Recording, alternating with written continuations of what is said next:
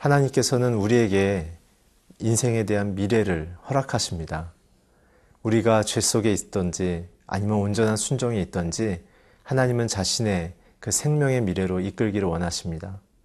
오늘 발람의 모습을 통해서 우리를 끝까지 붙드시며 온전케 하기를 열심을 다하시는 그 하나님의 사랑과 돌보심에 대하여 함께 묵상하겠습니다.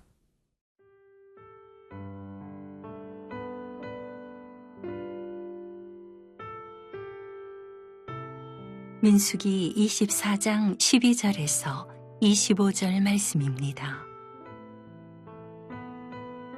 발람이 발락에게 이르되 당신이 내게 보낸 사신들에게 내가 말하여 이르지 아니하였나이까. 가령 발락이 그 집에 가득한 은금을 내게 줄지라도 나는 여호와의 말씀을 어기고 선악간에 내 마음대로 행하지 못하고 여호와께서 말씀하신 대로 말하리라 하지 아니하였나이까. 이제 나는 내 백성에게로 돌아가거니와 들으소서. 내가 이 백성이 후일에 당신의 백성에게 어떻게 할지를 당신에게 말하리이다 하고 예언하여 이르기를 부올의 아들 발람이 말하며 눈을 감았던 자가 말하며 하나님의 말씀을 듣는 자가 말하며 지극히 높으신 자의 지식을 아는 자, 전능자의 환상을 보는 자, 엎드려서 눈을 뜬 자가 말하기를 내가 그를 보아도 이때의 일이 아니며 내가 그를 바라보아도 가까운 일이 아니로다. 한 별이 야곱에게서 나오며 한 규가 이스라엘에게서 일어나서 모압을 이쪽에서 저쪽까지 쳐서 무찌르고 또 셋의 자식들을 다 멸하리로다. 그의 원수 에돔은 그들의 유산이 되며 그의 원수 세일도 그들의 유산이 되고 그와 동시에 이스라엘은 용감히 행동하리로다. 주권자가 야곱에게서 나서 남은 자들을 그 성읍에서 멸절하리로다 하고 또 아말렉을 바라보며 예언하여 이르기를 아말렉은 민족들의 으뜸이나 그의 종말은 멸망에 이르리로다 하고 또 겐 족속을 바라보며 예언하여 이르기를 내 거처가 견고하고 내 보금자리는 바위에 있도다. 그러나 가인이 쇠약하리니 나중에는 아수르의 포로가 되리로다 하고 또 예언하여 이르기를 슬프다. 하나님이 이 일을 행하시리니 그때의 살자가 누구이랴. 기띔 해변에서 배들이 와서 아수르를 학대하며 에벨을 괴롭힐 것이나 그도 멸망하리로다 하고 발람이 일어나 자기 곳으로 돌아가고 발락도 자기 길로 갔더라. 발람은 발락에 의해서 세 가지의 장소를 다니면서 이스라엘을 저주하도록 권유받았습니다. 이제 그들이 이 세 번의 주술과 제사를 통해 이르는 결론은 하나님은 이스라엘을 저주하지 않으신다. 그리고 이스라엘을 축복하신다는 사실을 발견했습니다. 두 번째 사실은 자신들이 아무리 저주하려고 해도 하나님이 허락하지 않으면 그것이 이루어지지 않는다는 자신의 능력의 한계를 경험했습니다. 이 가운데 이제 발람은 하나님의 그 영광을 세 번째 장소에서 경험한 후에 자신의 탐욕으로부터 출발한 이 여정을 민망히 여기고 쑥스러워서 이제는 발락과의 관계를 정리하고 이 모든 어려운 관계, 하나님의 진노 앞에 서 있는 관계에서 자신이 피하려고 합니다. 12절부터 14절을 읽겠습니다. 발람이 발락에게 이르되 당신이 내게 보낸 사신들에게 내가 말하여 이르지 아니하였나이까. 가령 발락이 그 집에 가득한 은금을 내게 줄지라도 나는 여호와의 말씀을 어기고 선악간에 내 마음대로 행하지 못하고 여호와께서 말씀하신 대로 말하리라 하지 아니하였나이까. 이제 나는 내 백성에게로 돌아가거니와 들으소서. 내가 이 백성이 후일에 당신의 백성에게 어떻게 할지를 당신에게 말하리다. 사실은 표면적으로 보면 발람이 굉장한 회심과 영적인 깨달음을 얻은 것 같지만 그러나 우리가 여태까지 묵상하고 앞으로도 볼 내용을 통해 비추어 본다면 발람은 여전히 이중적인 신앙생활, 마음은 탐심으로 가득 찼지만 형식은 하나님을 위해 사는 것 같은 그 모습 속에 오늘 3번의 제사를 통하여 자신이 잘못 생각하고 짚었다는 사실을 알고 이제 발락과의 정치적 관계를 정리하려고 하는 것입니다. 저는 이 부분에서 사사기가 떠올랐습니다.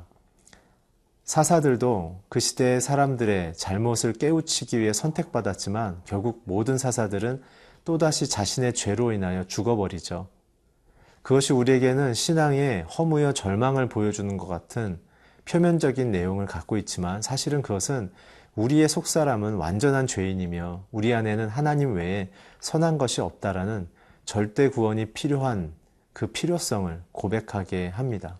우리의 행위로도 우리의 조건으로도 하나님 앞에 의롭고 또한 깨끗하다고 인정받을 것이 없다는 것이죠.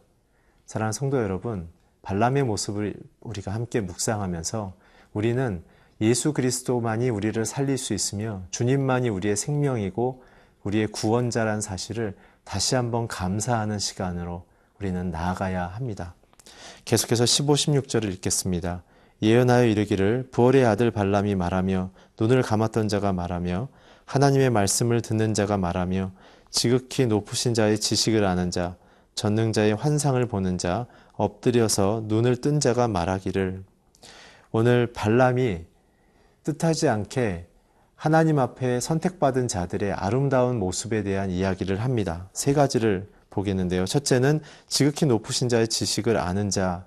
이것은 잠언의 내용을 빌어 우리가 묵상해 보면 여호와를 경외하는 자, 경외하는 것은 지혜의 근본이라고 말하는 것을 우리는 떠올릴 수 있습니다. 성도는 첫 번째 하나님의 지혜를 가져야 합니다. 그 지혜는 하나님의 관점으로 나에게 주어진 삶과 세상을 바라보며 해석하는 것이죠. 오늘 발람은 그것을 실패했습니다. 그렇지만 오늘 발람의 실패를 통하여 하나님은 우리의 인생 가운데 성공시키기 원하는 것은 우리의 기준을 버리고 하나님의 관점으로 세상을 볼 때 우리는 실패하지 않는다는 것이죠. 두 번째는 전능자의 환상을 보는 자라는 것입니다. 전능자는 무엇입니까? 자신의 뜻을 성취하는, 반드시 이루는 자를 전능자라고 얘기하죠. 여기에는 2가지의 뜻이 있습니다. 하나님의 정의가 있고 또한 하나님의 보호가 있습니다. 전능자의 뜻은 사랑이며 생명이기 때문에 그런 것이죠. 시편에 나와 있는 것처럼 우리는 전능자의 그늘 안에 거했을 때만이 참 안식과 참 평화를 누린다고 얘기합니다. 오늘 주님의 그 전능자의 그늘 아래 거하길 바랍니다. 마지막으로 엎드려서 눈을 뜬 자라고 얘기하죠. 엎드려진 것은 참된 겸손과 항복을 의미합니다. 나의 삶의 결정권을 하나님께 내어드리는 것을 말하죠.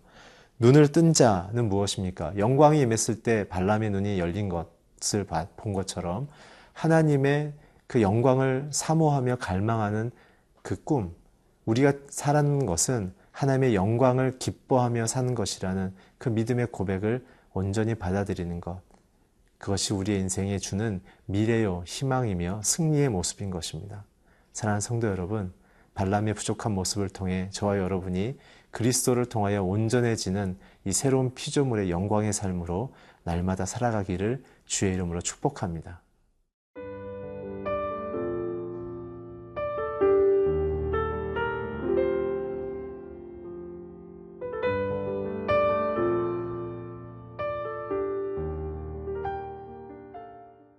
(17절을) 함께 읽겠습니다. 내가 그를 보아도 이때의 일이 아니며 내가 그를 바라보아도 가까운 일이 아니로다. 한 별이 야곱에게서 나오며 한 규가 이스라엘에게서 일어나서 모압을 이쪽에서 저쪽까지 쳐서 무찌르고 또 셋의 자식들을 다 멸하리로다. 우리는 앞부분에서 발람에 대한 하나님의 그 뜻을 함께 묵상했고요. 17절부터 오늘 본문 마지막인 25절까지는 이제 발락에 대한 하나님의 미래에 대한 이야기가 나옵니다. 그 핵심은 무엇이냐면 하나님을 대적하려고 했던 자, 그 대적을 회개하지 않으면 그대로 자신이 멸망하게 될 것이다 라는 말입니다. 오늘 하나님은 죄인들을 부르시며 죄인들을 회복하기 원하십니다. 그러나 그 핵심은 회개에 있습니다. 하나님의 그 권위, 하나님의 그 하나님됨을 인정하며 그 하나님의 사랑과 용서를 구했을 때만이 우리에게는 미래가 있으며 소망이 있습니다.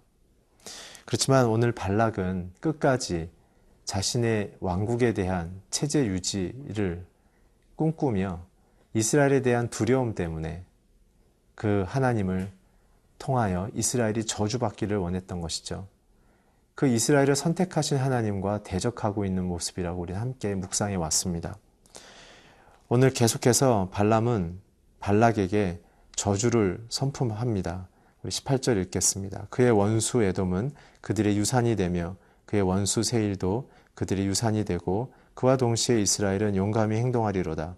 주권자가 야곱에게서 나서 남은 자들을 그 성읍에서 멸절하리로다 하고 또 아말렉을 바라보며 예언하여 이르기를 아말렉은 민족들의 으뜸이나 그의 종말은 멸망에 이르리로다 하고 또 겐 족속을 바라보며 예언하여 이르기를 내 거처가 견고하고 내 보금자리는 바위에 있도다. 지금 발람은 이 하나님을 대적한 민족들을 향하여 계속하여 심판에 대한 이야기를 하고 있습니다. 오늘 이 부분을 가만히 보면 우리가 이 내용의 심판에 대한 관심보다 이 앞서 있었던 나귀와 발람의 관계가 그대로 이제는 발람과 발락의 관계로 이어지고 있다는 사실을 우리는 발견합니다. 우리가 앞서 묵상했던 나귀와 발람의 관계는 어떠했습니까? 하나님을 알지도 못했던 나귀가 동물이 선지자인 발람보다 여호와의 사자를 먼저 보았으며 그 하나님의 권위 앞에 엎드려졌으며 아직도 우매히 행하는 발람에게 깨달을 수 있도록 벽에다가 그의 발을 찢고 또한 엎드려지는 사건을 했죠. 그때 발람은 어떻게 했습니까? 나귀를 때렸고 3번이나 그를 이끌고 다니면서 하나님의 준엄한 심판과 메시지를 그는 받아들이지 않았습니다. 오늘 또한 보면은 발락이 마치 이전의 발람처럼 표현되어 있고 발람은 이전의 나귀처럼 3번의 그 경고와 심판을 발람은 선포했지만 발락은 3번이나 이끌고 다니면서 하나님의 심판 앞에 그는 겸손해지거나 회개하지 않은 모습을 보여줍니다. 오늘 이 모습을 보면서 하나님은 악인에게도 사랑과 긍휼을 베풀기 위하여 자신의 뜻을 준엄하게 선언하고 있다는 사실을 우리는 발견하게 되어집니다. 사랑하는 성도 여러분, 주님은 우리에게 끊임없이 말씀하십니다. 끊임없이 말씀하며 또한 우리를 생명으로 이끌기 원하죠. 중요한 것은 내가 그 하나님 앞에 나귀처럼 지금 잠시 회개한 발람처럼 엎드려지며 그분을 바라보고 있냐는 것입니다. 오늘 저와 여러분의 마음속에 그래서 예수님의 이 말씀을 기억하시면 좋겠습니다. 마음이 가난한 자가 천국을 소유할 것이다. 우리의 마음이 자신의 탐심으로, 자신의 안일함으로 혹은 두려움으로 가득 차면 우리는 하나님을 떠나게 되어 있습니다. 사랑하는 성도 여러분, 오늘 주님이 우리를 복주시며 세우신 자임을 기억하시며 창조주고 통치자이며 구원자인 것을 믿음을 통해 우리를 세상에 보내신 하나님의 그 놀라운 사명을 기쁨으로 감당하기를 주의로 축원합니다. 기도하겠습니다. 하나님, 우리는 부족하지만 우리에게 하나님이 주시는 그 사명과 그 뜻을 허락해 주심을 감사합니다. 오늘 주님의 그 이름만을 붙들며 세상 가운데 주의 이름만을 전하게 하여 주시옵소서. 예수 그리스도의 이름으로 기도했습니다. 아멘.